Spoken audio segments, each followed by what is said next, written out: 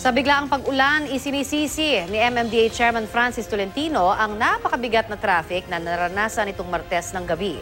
Ang palasyo naman humingi ng pang-unawa sa publiko. Balitang hatid ni Cedric Castillo.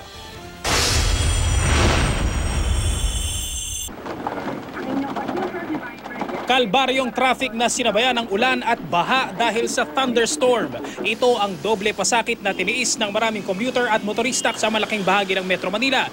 Agad na binaha ang ilang pangunahing kalsada. Sa Betigo Belmonte sa Quezon City, umabot ng hanggang bewang ang tubig. Sa Mother Ignacia Street naman, nalubog pa sa baha ang isang nakaparadang kotse. Ewan, matagal ng problema dito yan. Feeling ko barado yung mga kanal.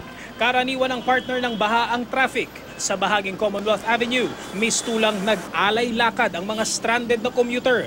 Inabot na ng hating gabi, marami pa rin ang hirap makasakay. Mabuti na lang, kahit paano may pulis na nagmamando ng trapiko. Paano ba naman kasi halos gumitna na sa kalsada ang mga commuter at sa tuwing may darating na sasakyan, nagkakandara pa ang mga tao sa pagsakay. Hirap na hirap. Kanina pa kami ditong 8. Hanggang ngayon wala. Mag-alas 12 na. Wala talaga, hirap. Ang hirap sumakay, galing kaming Krami, tapos nag-taxi na kami papunta sa Cubao. Kasi doon pa lang sa na-trap kami doon sa Cubao. Sobrang lakas kasi ng ulan. Maging sa South Luzon Expressway, naipon din ang tubig. Nagmistulang malawak na pedestrian lane ang highway. Ilang stranded na pasahero kasi ang piniling maglakad na lang. May iba ngang sa concrete barrier na tumawid para maiwasan ang baha.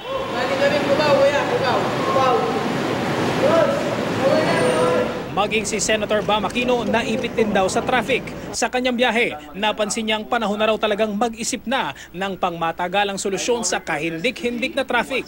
Nakunan din ng ilang news scoopers ang sitwasyon sa kalsada.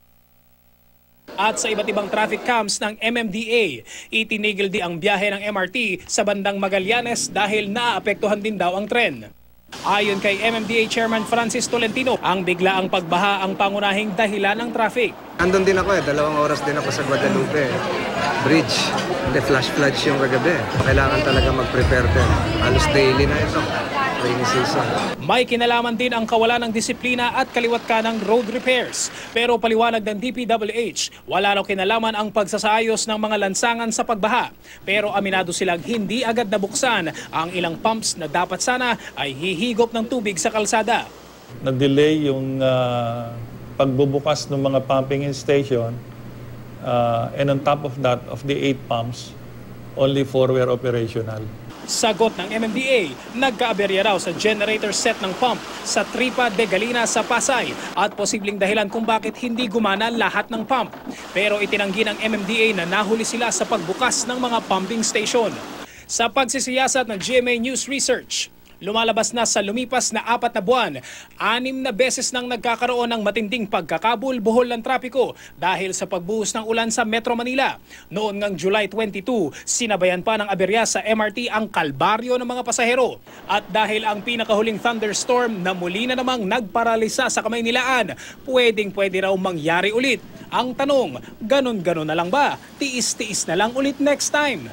Sana wag nang umulan para diretso na yung biyahe. Hindi pwede.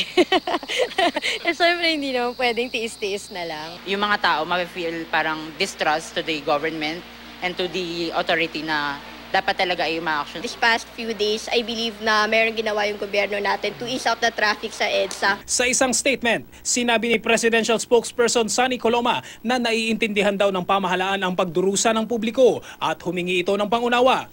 Pinalalaki na raw ng DPWH ang holding capacity ng mga drainage system, samantalang overtime naman daw ang deployment ng mga mangangasiwa sa daloy ng trapiko. Pero ayon kay Professor Leonor Briones ng UP National College of Public Administration and Governance, tila hinayaan muna ng pamahalaan na tuluyang lumala ang trapiko sa Metro Manila bago ito nakialam. Sinikal na ang tao kasi maski halimbawa mayroong responses na ginawa, mga mga bagong paraan, eh sasabihin naman, ay hindi yan obra. Naipon itong lahat ng mga problemang ito na umabot na, humantong na sa panahon na parang wala ng solusyon. Carpooling, toll fee, odd-even scheme. Marami raw traffic regulations na dapat ipatupad sa Kamaynilaan na napatunayang epektibo sa ibang bansa. Pero lahat ng ito, balewala rin daw kung mismong ang mga sangay ng pamahalaan na magpapatupad, ayon sa profesora, ay magkakanya-kanya. Makati only worries about Makati traffic. Quezon City worries about Quezon City traffic. Manila worries about Manila traffic. But MMDA is supposed to worry about MMDA, the entire set of 13 local government units. No? National is supposed to worry, pareho sila. Hindi din magkatugma yung kanilang mga solusyon at analysis. Create ang MMDA to correct this and other common services, pero hindi nagiging kasing successful kaysa nung dati. Tingin ko dapat i-review uli ang batas na nag-create ng MMDA. Cedric Castillo, GMA News.